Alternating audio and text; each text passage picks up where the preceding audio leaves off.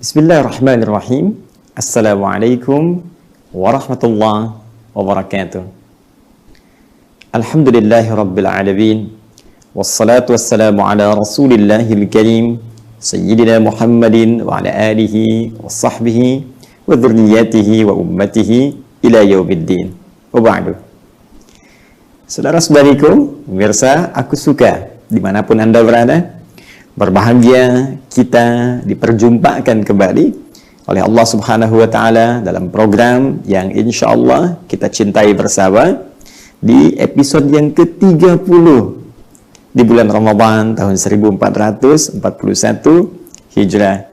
Dan Masya Allah, tak terasa dari awal kita berjumpa di hari Jumat penuh berkah tanggal 1 Ramadan itu, kini kita telah berada di puncaknya, di hari penutup, di ujung ibadah kita di tahun ini, di bulan suci yang mulia. Dan tidak ada kata pembuka menurut kami yang terbaik untuk disampaikan kecuali kita bermohon dengan sungguh-sungguh kepada Allah Subhanahu wa Ta'ala agar kiranya Allah berkenan menerima seluruh ibadah yang telah kita tunaikan dan kita perjuangkan dari awal Ramadan sampai dengan hari ke-30 ini. Pun demikian, kita bermohon semoga seluruh amal kita diikhlaskan oleh Allah Subhanahu wa Ta'ala, karena dasar keikhlasan itulah yang menentukan penerimaan setiap amal di sisi Allah Subhanahu wa Ta'ala. Teman-teman sekalian, ada hal yang sangat menarik ketika kita menggali dari narasi Al-Quran dan bentangan hadis-hadis Nabi SAW, bahwa ternyata ibadah siyam Ramadan esensinya tidak berhenti saat kita tuntas mengerjakan siyamnya, namun itu mengalami keberlangsungan pasca Ramadan yang ditunjukkan langsung isyaratnya oleh Allah Subhanahu wa Ta'ala, diperjelas oleh Rasulullah SAW melalui amalan-amalan tertentu yang dengan amalan itu menunjukkan satu, suksesnya ibadah siyam kita. Yang kedua, bukti penerimaan ibadah kita di hadapan Allah Subhanahu wa Ta'ala. Yang ketiga, tanda syukur kita di hadapan Allah Subhanahu wa Ta'ala. Dan tentunya yang keempat, ini adalah bekal terbaik menjelang wafat kita untuk menuju pokok yang kelima, yaitu kebahagiaan kita saat menghadap Allah Subhanahu wa Ta'ala. Masih ingat teman-teman? Dalam uraian episode yang telah lalu pada edisi Aku Suka, bahwa Nabi SAW pernah menyampaikan kepada kita, lis-shaimi farhatan, bagi orang yang puasa dia punya dua kebahagiaan. Farhatun hina yuftir, kebahagiaan pertama yaitu saat dia berbuka, senang selesai perjuangannya di hari itu. Nikmat saat air mulai masuk ke tenggorokannya, nyaman saat kurma mulai dia cicipi. Baik, namun demikian, ada bagian yang kedua yang akan kita bawa pulang dengan kegembiraan. Yang akan kita bawa pulang dengan kegembiraan saat berjumpa dengan Allah Subhanahu wa Ta'ala. Wa farhatun hina yalqa rabbahu. Dan kebahagiaan kedua ketika ia berjumpa dengan Rabbnya membawa pahala puasanya. Nah, 5 rangkaian ini yang tadi telah saya sampaikan dengan dalil penutup membawa kebahagiaan menghadap kepada Allah Subhanahu wa Ta'ala, kita bisa rangkumkan dalam bagian yang coba kita akan uraikan, sekaligus kita menganalisis turunan amalan yang bisa kita kerjakan pasca Ramadan untuk menunjukkan tahapan 5 hal tadi yang menunjuk pada kesuksesan perjuangan, kebahagiaan kita pada puncaknya saat menghadap Allah Subhanahu wa Ta'ala, sekaligus sebagai tanda syukur kita telah tuntas mengerjakan siyam Ramadan. Mari kita simak dengan cepat amalan pasca Ramadan dalam narasi Al-Quran dan sunnah Rasulullah SAW. Dasar utama pembahasan ini adalah firman Allah Subhanahu wa Ta'ala di Quran surah kedua Al-Baqarah di penghujung ayat 185. Saat Allah berfirman, وَلَعَلَّكُمْ تَشْكُرُونَ وَلِتُكَبِّرُوا عَلَى مَا هَدَاكُمْ وَلَعَلَّكُمْ تَشْكُرُونَ. Baik, dengan tuntas engkau mengerjakan siyam itu, engkau perbanyak takbir sebagai gambaran kemenangan, gambaran kebahagiaan, gambaran tuntasnya perjuangan yang telah engkau kerjakan selama Ramadan, dan cirinya engkau bertakbir karena mendapatkan banyak petunjuk-petunjuk Allah Subhanahu wa taala. Hudan. Dengan hudan itu engkau semakin semangat menunaikan ibadah. Dengan hudan itu hatimu lebih lapang. Dengan hudan itu solusi mulai terang dari sekian banyak persoalan melilit dalam kehidupan. Karena itulah kemudian kata Allah, jika engkau telah merasakan itu semua, wala'allakum tashkurun, maka segeralah engkau tingkatkan syukurmu kepada Allah Subhanahu wa taala. Paparan ini saya terangkan di pertemuan yang lalu terbagi pada dua bagian. Ya, kalau kita tarik bagian ini dengan isyarat di Quran surah ke-108 ayat 1 sampai 2. Ya, surah Al-Kautsar itu ketika Allah berfirman memberikan banyak kenikmatan kepada Nabi Muhammad SAW sebagai jaminan bagi beliau sebelum kembali kepada Allah Subhanahu wa taala untuk diberikan anugerah terbaiknya. Allah sampaikan, "Inna a'tainakal kautsar." Sungguh Muhammad SAW dengan segala keagunganku, kata Allah, aku sampaikan berita yang sangat besar bahwa aku telah jamin untukmu pemberian nikmat yang begitu melimpah. Baik, perhatikan baik-baik ya pola analoginya seperti saya pernah jelaskan di pertemuan yang lalu. Ketika Nabi Muhammad SAW mendapatkan nikmat yang berlimpah, kaidahnya saat mendapatkan nikmat itu maka Allah meminta beliau untuk bersyukur kepada Allah. Ya, bagaimana caranya? Fasalli li rabbika wanhar. Kaidahnya kata Allah, fasalli, maka bergegaslah engkau salat sebagai tanda syukurmu kepada Allah Subhanahu wa taala. Di sini kita dapatkan beliau bahkan kemudian mengimplementasikan nilai syukur itu dengan meningkatkan kualitas dan kuantitas salatnya sampai terlacak dalam narasi hadis bahwa kaki beliau sampai bengkak-bengkak sekalipun mengerjakan ibadah yang kita nilai dengan sunnah itu. Dari sini kita temukan persamaan dengan kalimat Al-Quran di surah Al-Baqarah ayat 185 itu. Ketika Allah meminta kita bersyukur, ya karena mendapatkan banyak hudan saat Ramadan, banyak kenikmatan, maka langsung dieksekusi syukur itu dengan diimplementasikan melalui contoh Nabi akan penunaian sholat ini.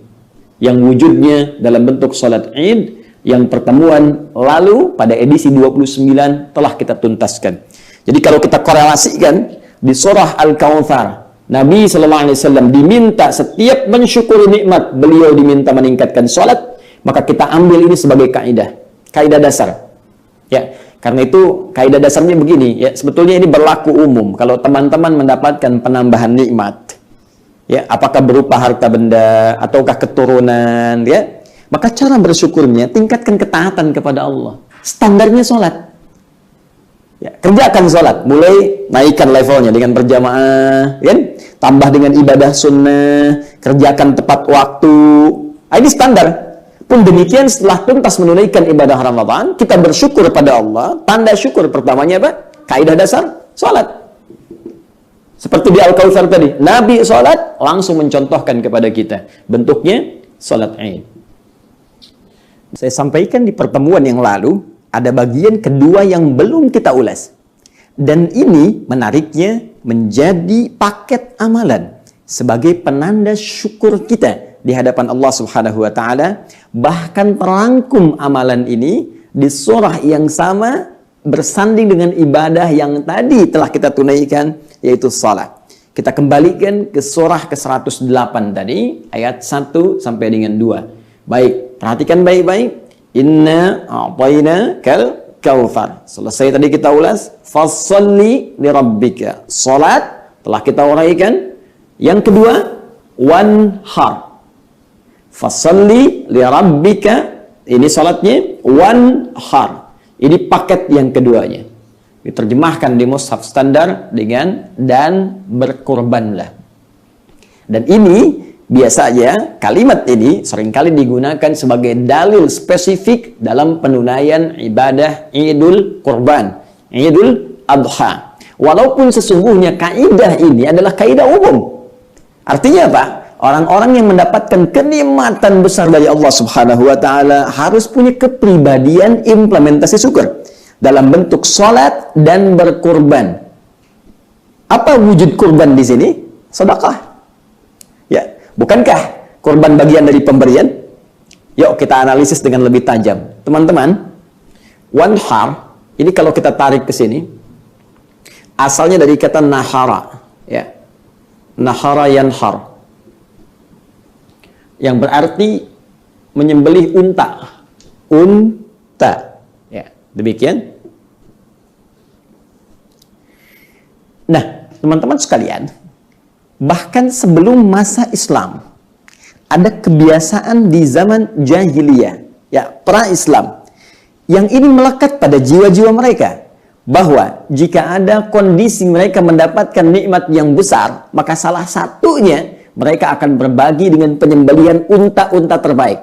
Ya, masih ingat kisah ayahanda Rasulullah SAW, ya, Abdullah, ya, ketika beliau dibebaskan dari proses pengorbanan kepada berhala itu, bukankah ditebus dengan 100 ekor unta yang terbaik? Dan ini adalah bagian dari implementasi syukur yang langsung diisyaratkan oleh Allah Subhanahu wa Ta'ala, bahkan dari kebiasaan orang di masa lalu. Dan esensi, ya, dari implementasi ini menunjuk pada kebiasaan berbagi. Masya Allah. Ini poinnya. Perhatikan baik-baik. Wanhar, berkorbanlah. Berkorban artinya apa? Artinya berusaha untuk bisa beribadah kepada Allah dengan wasilah berbagi dengan sesama kita. Karena itulah menariknya teman-teman sekalian. Bukankah saat Ramadan kita dilatih untuk banyak berbagi? Kita dilatih berinfak. Bahkan dahsyatnya hal yang tak pernah dilakukan sebelum Ramadan itu bisa keluar saat Ramadan. Ya, orang yang minta di depan mata sebelum Ramadan belum tentu diberi. Saat Ramadan yang tak nampak pun dicari-cari. Berapa banyak kita mencari anak yatim saat ini? Ya, berapa banyak kita mendata fakir miskin? Berapa banyak orang tergerak mengeluarkan zakat malnya khusus Ramadan? Kebiasaan ini, kata Al-Quran, begitu dia selesai menunaikan ibadah Ramadan, tetap tandai sebagai bagian dari syukur kepada Allah Subhanahu wa Ta'ala. Bahkan dahsyatnya, ini yang paling luar biasa. Ini kalimat itu menggunakan nahara, wanhar, ya, berkorban dengan unta. Jangan dilihat untanya, tapi lihat kepada kualifikasi hewan yang dipilih oleh masyarakat Arab pada saat itu. Jika mereka ingin mencari yang terbaik, maka mereka mencari unta dengan kualitas yang terbaik. Jadi unta itu menunjukkan kualitas objek bagian, kualitas barang yang dibagi, kualitas materi dengan materi yang terbaik. Ini yang diisyaratkan dalam Al-Quran surah kedua Al-Baqarah ayat 215 ketika kita dicontohkan berbagi dalam konteks infak. Ya, Allah berfirman, Yas'alunaka madza yunfiqun. Mereka bertanya kepada Muhammad SAW, apa yang harus diinfakkan? Ya, kepada siapa mesti berinfak kalau itu ada? Apa jawaban Allah? Qul ma anfaqtum min khair. Katakan Muhammad SAW, kaidah pertama, kalau engkau ingin berbagi, ingin berinfak, maka cari yang terbaik yang bisa diberikan. Yang terbaik. Jadi kita ingin simpulkan implementasi syukur. Yang kedua, selain menunaikan sholat Idul Fitri itu, maka orang yang tuntas puasa punya kebiasaan gemar berbagi dari apa yang Allah titipkan kepadanya. Dan yang paling menarik, ya, ini oleh Nabi, peristiwa ini, contoh ini, langsung disandingkan dengan amalan syukur yang pertama, yaitu sholat. Ya, jadi kalau kita lacak dalam narasi hadis-hadis Nabi SAW, kita temukan diantaranya di hadis riwayat Muslim, nomor hadis 2094, diriwayatkan oleh sahabat Ibnu Abbas radhiyallahu taala anhuma, bahwa tepat setelah Nabi SAW mengimami sholat Idul Fitri itu, kemudian beliau menghadap kepada jamaah, menyampaikan khutbahnya. Dan menariknya, setelah tuntas khutbah itu, beliau mendatangi jamaah termasuk kalangan para perempuan, ibu-ibu. Redaksinya mengatakan, "Tsumma atan nisaa wa ma'ahu Bilalun." Ya, lalu Nabi SAW mendatangi jamaah ke dalam shaf yang bagian perempuan, tentunya dengan batas tertentu. Dan didampingi oleh Bilal dan memerintahkan mereka untuk bersedekah, berbagi. Tuh. Lalu disebutkan ada di antara ibu-ibu itu yang menginfakkan, ada yang liontinnya, kan? Ada yang anting-antingnya, sebagian dengan harta-harta yang lainnya. Prinsipnya Nabi ingin menunjukkan kepada kita konsistensi amalan yang kita kerjakan saat Ramadan ini. Itu harus ada keberlanjutan, keberlangsungan, kontinuitas pasca Ramadan. Kalau kita saat Ramadan senang sholat, maka selesai tuntas Ramadan, buktikan syukur itu dengan menuntaskan sholatnya, tambahkan, wujudkan dalam Idul Fitrinya. Sholat, Id. Tunjukkan sifat berbaginya dalam konteks sedekah. Jadi, kita bisa dapatkan kesimpulan dasar bahwa isyarat penunaian sholat Idul Fitri, isyarat penunaian sedekah, berbagi dengan kualitas yang terbaik. Dua hal ini adalah isyarat penjagaan kontinuitas amalan kita pasca Ramadan yang jangan berhenti di Ramadan saja. Maka tandai sejak Syawal. Karena itu sebagian ulama memaknai Syawal dikaitkan dengan Ramadan, ya, yaitu Syawal dalam arti meningkat. Ada yang mengaitkan dengan ibadah Ramadan. Pasca Ramadan, orang yang berhasil puasanya, maka meningkat amalannya di sisi Allah Subhanahu wa Ta'ala. Ditandai dengan sholat idnya, dengan komitmen bahwa saya akan melanjutkan sholat-sholat saya setelah ini. Ya, sholat tahajud saya, qiyam malam saya, qiyamul lail. Ya, sholat-sholat sunnah yang lainnya, mutlakkah, rawatibkah, sifat berbagi saya. Itu tanda meningkat dia. Walaupun memang kalau kita gali dari segi sejarah, penamaan Syawal itu sudah ada dari sejak masa pra-Islam. Ya, orang-orang pada saat itu, ya, tatkala datang Ramadan, banyak orang tidak beraktivitas karena saking teriknya, panasnya, lalu berhenti pada masa itu, muncul kemudian bulan Syawal, sudah mulai agak rendah, dan jumlah penduduk di Mekah mengalami peningkatan untuk persiapan musim haji. Kebiasaan itu sampai sekarang berlangsung. Ya, dengan izin Allah kita berdoa, kalau virus COVID-19 ini tuntas, ya, dibuka kembali kemudian gerbang dan pintu-pintu haji untuk kita tunaikan, maka kita akan mulai melihat sejak bulan Syawal orang sudah mulai datang ke Mekah, dan penduduk Mekah pada saat itu mengalami peningkatan. Karena itulah orang-orang pada saat itu menyebut bulan dimaksud dengan Syawal. Hanya setelah datang masa Islam, makna ini dikaitkan dengan ibadah Ramadan untuk memberikan kesan bahwa orang yang tuntas Ramadannya dan berhasil ia ibadahnya sebagai tanda syukurnya kepada Allah, dia tingkatkan ibadahnya seperti hal yang saat ia kerjakan saat Ramadan itu. Ustaz, ini kan tidak mudah, suasananya tidak sama ya antara Ramadan dengan pasca Ramadan. Adakah rumus? Adakah tips untuk meningkatkan motivasi kita sehingga bisa menjaga istiqamah pasca Ramadan sebagai tanda syukur kita di hadapan Allah Subhanahu wa Ta'ala? Teman-teman, beruntung kita, berbahagia kita sebagai muslim, karena dalam Islam seluruh persoalan yang kita tanyakan selalu datang jawaban bahkan sebelum kita soalkan. Ayo kita lacak kaidah istiqamah, ya, sudah saya tuliskan. Kaidah istiqamah amalan pasca Ramadan diisyaratkan dengan latihan amal yang disebutkan dalam hadis riwayat Muslim nomor hadis 1162. Rawinya sahabat Abu Ayyub Al-Ansari, ya. Abu Ayyub Al-Ansari. Di sini ada isyarat dari Nabi sallallahu alaihi wasallam latihan amal pasca Ramadan, yang dengan amalan itu bahkan ada isyarat dari sisi pahala pun dinilai seperti orang yang puasa selama setahun. Dan kita akan lihat esensi dari kalimat itu apa. Yuk kita catat bunyi hadisnya. Man shoma ramadhana. Menggunakan man shoma ramadhana. Saya tuliskan mannya saja dulu. Siapapun. Ini sekali lagi bentuknya personal, singular, tapi sifatnya berupa umum, universal. Artinya ajakan ini ditujukan pada setiap personal kita. Lelaki, perempuan, tua, muda, besar, kecil, sepanjang dia baligh dan muslim, berakal. Perhatikan sini. Umum sifatnya siapapun yang mau. Ya.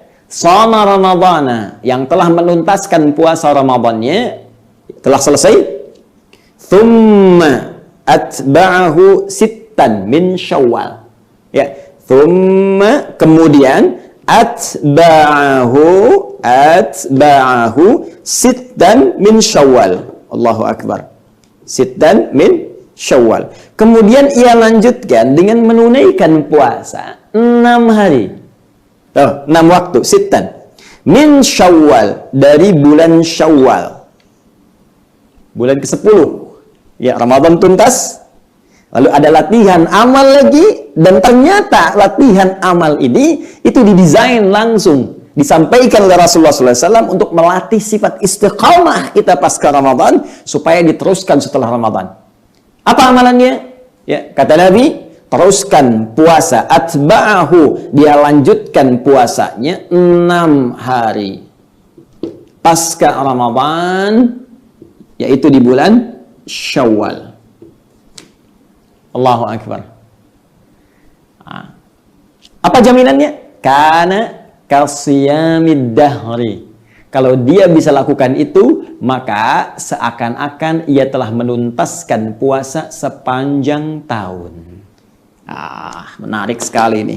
Ini senilai dengan puasa sepanjang tahun. Tuh. Secara singkat, selama setahun. Ya. Yuk, kita bagi dua analisisnya ya. Kita bagi dua. Satu, dari segi tinjauan pahala. Yang kedua, dari segi esensi puasa itu sendiri. Fokus.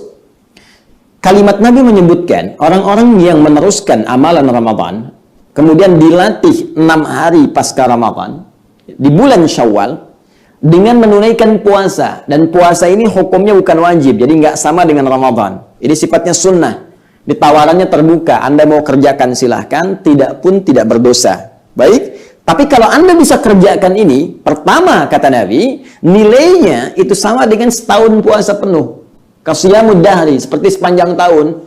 Jadi dari Ramadan selesai, kita cuma puasa 6 hari, itu nilainya 11 bulan itu seperti puasa, sampai ketemu Ramadan lagi. Dan kalau ini jadi kebiasaan, setiap selesai Ramadan, 6 hari Syawal, 6 hari Syawal, itu seakan-akan seumur hidup dia puasa.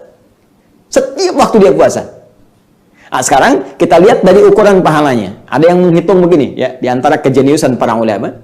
Kalau kita puasa, kita contohkan ya, tahun ini ya, 1441 Hijrah. Kan 30 hari ya? 30 hari. Sekarang dari segi tinjauan pahala. Ya. Puasa, siam, termasuk perbuatan hasanah. Hasanah. Ya. Hasanah itu setiap perbuatan yang punya nilai pahalanya. Perbuatan baik yang punya nilai pahala. Karena itu sholat pun disebut hasanah. Ya, Quran surah 11 ayat 114. Aqimis sholat tarafain nahar wa zulafan minal lail innal hasanat. Tuh, sholat disebut dengan hasanah. Puasa juga masuk hasanah. Karena kalau ditunaikan dengan benar, ada nilai pahalanya. Kaidah pahala itu diisyaratkan di Quran surah ke-6 Al-An'am ayat 160. Minimalnya sekali hasanah, satu perbuatan baik yang punya nilai pahala itu poinnya 10. Yuk kita baca ayatnya. Man jaa bil hasanati, siapa yang mengerjakan satu perbuatan baik yang punya nilai pahala, falahu asyru amthaliha, maka dia punya nilai 10 kali nilainya. 10. Jadi kalau kita ambil 30 hari saya puasa, ambil batas minimal kali 10. Jadi berapa? 300 kali ya, 300 nilainya. 30 kali 10, 300. Baik. Fokus. Sekarang saya tambah dengan 6 hari. Ya kan? Berarti kita masukkan 6 dikali 10 juga rumus yang tadi. Ya kan? Sehari dapat 10, hari kedua dapat 10. Ingat-ingat 10-nya bukan ngitung begini, 1, 2, 3, 4 terlalu kecil. Kalau ngitung pahala, ukurannya nanti akan sangat berbeda. Di hadis Muslim saja, baru datang nyampe masjid, belum ngapa-ngapain, sudah 25 kebaikan. 1 kedua 500 tahun, 2 ketiga 500 tahun, 3 keempat 500 tahun, demikian seterusnya. Kembali ke sini, saya tunaikan 6, insya Allah 6 hari Syawal. Kalikan 10 yang dasar, 6 kali 10, 60 kan? Kalau kita jumlahkan yang ini, 30 hari Ramadan tuntas, kali 10, 300, tambah 6 hari Syawal, kali 10, 60. 300 tambah 60, berapa? 360. Saya mau tanya, setahun itu berapa hari? Hitungan Hijriah, jangan pakai Masehi. Ya, kalau pakai Masehi 365 hari. Sekarang pakai Hijriah, bukankah puasa menggunakan Hijriah? Ya kan? Baik, bukankah setahun itu 354 hari kurang lebih? Ya kan? Kalau kita bulatkan, ambil tengah-tengahnya antara Masehi dengan Hijriah, maka ketemu ini yang tengah-tengah, 360. Ini yang diisyaratkan dari hadis Nabi dari sisi timbangan pahala. Orang yang puasa Ramadan 30 hari itu ditambah dengan Syawal 6 hari itu, teman-teman sekalian, seakan-akan dia berpuasa sepanjang tahun. Dari segi tinjauan pahala, dia punya pahala setahun full. 300 tambah 60, 360. Jelas? Belum selesai. Yang kedua, kita bicara esensi. Bukankah esensi puasa menjaga kita dari perbuatan maksiat? Meningkatkan takwa kita kepada Allah Subhanahu wa taala? Ya kan? Masih ingat tinjauan kita di pertemuan yang lalu? Inti puasa melahirkan nilai takwa. Takwa secara singkat adalah kemampuan untuk meningkatkan ibadah kita kepada Allah, sekaligus ya dorongan kita untuk menjauhkan dari perbuatan maksiat, menjalankan perintah Allah, menjauhi larangannya, terkumpul pada nilai-nilai kebaikan. Itu esensinya. Nah sekarang ada orang latihan puasa 30 hari, diteruskan 6 hari, ditinjau tadi digabungkan jadi 360 hari. Dari tinjauan pahala seakan-akan ada korelasi menunjukkan kepada kita kalau orang bisa dengan ringan menunaikan puasa Syawal selama 6 hari ini, maka dia akan mendapatkan esensi puasa tertanam dalam jiwanya sehingga mampu menjaga diri selama sepanjang tahun sebelum bertemu Ramadan selanjutnya kalau ia hidup. Bahasa singkatnya, orang yang mampu puasa Ramadan kemudian disusulkan dengan Syawal selama 6 hari, maka dia akan diberi kekuatan oleh Allah Subhanahu wa taala yang tertanam pada jiwanya sehingga dia mampu meningkatkan ketaatan plus menjauhi maksiat selama 1 tahun penuh sampai bertemu Ramadan lagi. Jadi kalau ketemu Ramadan diteruskan lagi sampai meninggal, maka selama hidupnya dia akan memiliki nilai takwa dalam jiwanya. Itu rahasianya. Baik Ustaz, bagaimana penunaiannya? Apakah langsung? Tunggu, hari pertama kita Idul Fitri dulu, makan dulu, tunjukkan yang Ramadan sudah selesai. Karena itu haram hukumnya menunaikan puasa di hari pertama Syawal. Awas, semangat itu penting, tapi ilmu itu juga jauh lebih penting. Jangan karena keinginan kita kuat, menjadi ingin terlampau soleh, jadi salah tempat. Ya, hari pertama dilarang, haram hukumnya puasa. Kita mulai hari kedua. Dan ingat, redaksinya menggunakan thumma. Nih. Beda antara fa dengan thumma. Kalau fa langsung, ya, fa itu langsung, begitu selesai langsung. Kalau thumma itu ada agak jeda, ada jedanya. Jadi ini pilihan dan jedanya agak panjang. Kalau pakai wawu, jedanya singkat. Hari pertama selesai, ya, kita Idul Fitri, kita makan, besoknya langsung. Tapi kalau thumma, jedanya agak panjang. Jadi ini diberi pilihan sampai selesai Syawal. Kalau kita lihat secara astronomis, misalnya Syawal 29 hari ini. Silahkan jedanya panjang selama 29 hari, Anda bisa pilih. Mau mulai hari kedua Syawal, silahkan. Hari ketiga, silahkan. Ya, dan ada min, tab'id, ya, mengambil sebagian. Apa yang dimaksud sebagian? Jika min disusulkan dengan atba'ahu, thumma atba'ahu, atba'a ini nyambung. Ya, nyambung. Jadi ada yang memaknai puasanya nyambung. Jadi kalau dari 2, 3, 4, 5, 6, 7, 6 hari selesai. Tapi karena ada huruf min, nggak bisa dimaknai langsung seperti itu. Artinya apa? Silahkan, yang penting bersambung dari Ramadan itu, diselak dulu oleh Idul Fitri, silahkan teruskan puasa Syawalnya. Sambungkan dari Ramadan ke Syawal dengan jeda Idul Fitri. Cuma untuk menunaikannya, silahkan min cari waktu-waktu strategis dari 29 ini tidak harus berurutan. Kalau mau berurutan, mampu, silahkan. Kalau tidak, nggak ada masalah. Misal hari kedua puasa, hari ketiga berhenti dulu. Karena ada orang berkunjung, ya, ngajak makan dan sebagainya. Walaupun sebetulnya situasi sekarang ini lebih enak. Ya, karena memang kondisi sangat terbatas, jadi kita bisa maksimal ibadah. Lanjut ke Syawal, Masya Allah. Ya, kalau ada kondisi tertentu, sakit atau harus buka, nggak ada masalah. Nanti hari kelima, boleh lagi. Baru dapat 4, 6-nya nggak kuat, hari ke-7 mulai lagi, silahkan. Ustadz, bagaimana bagi perempuan yang tengah datang bulan, ada haidnya? Jangan khawatir. Jangan khawatir, Allah berikan keutamaan yang sama. Qadha dulu. Ya, qadha dulu. Qadha dulu yang saat Ramadan ada akhwat kita yang diberikan rukhsah oleh Allah melalui haidnya. Maka berlaku hukum Al-Baqarah 184. Ya, fa'iddatum min ayyamin ukhar. Qadha di hari yang lain. Maka segerakan qadha dulu karena sifatnya wajib. Tunaikan dulu yang wajib. Kemudian tanamkan keinginan untuk mengerjakan yang Syawal ini. Begitu Anda dapatkan waktunya, selesai qadhanya, maka segera susulkan dengan Syawalnya. Tapi kalau nggak sempat Ustadz, waktunya habis bagaimana? Niatkan dengan qadanya, tanamkan keinginan kuat untuk mengerjakan Syawalnya, insya Allah dengan itu mendapatkan bagian dari puasa Syawalnya. Sungguh Allah melihat pada kesungguhan hati kita, bukan sekedar pada amalan yang kita tampakkan. Paham? Baik, jadi dari sini kita bisa simpulkan bahwa ada amalan pasca Ramadan yang akan sangat menentukan kualitas puasa kita bahkan sampai 1 tahun ke depan, sampai bertemu Ramadan lagi, kalau memang itu diizinkan oleh Allah Subhanahu wa Ta'ala. Amalan itu selain dilatih lewat sholat Idul Fitri, amalan berbagi, juga puasa 6 hari di bulan Syawal yang hakikatnya sebagai latihan konsistensi. Waktu adzan sudah tiba, mudah-mudahan puasa kita diberkahi.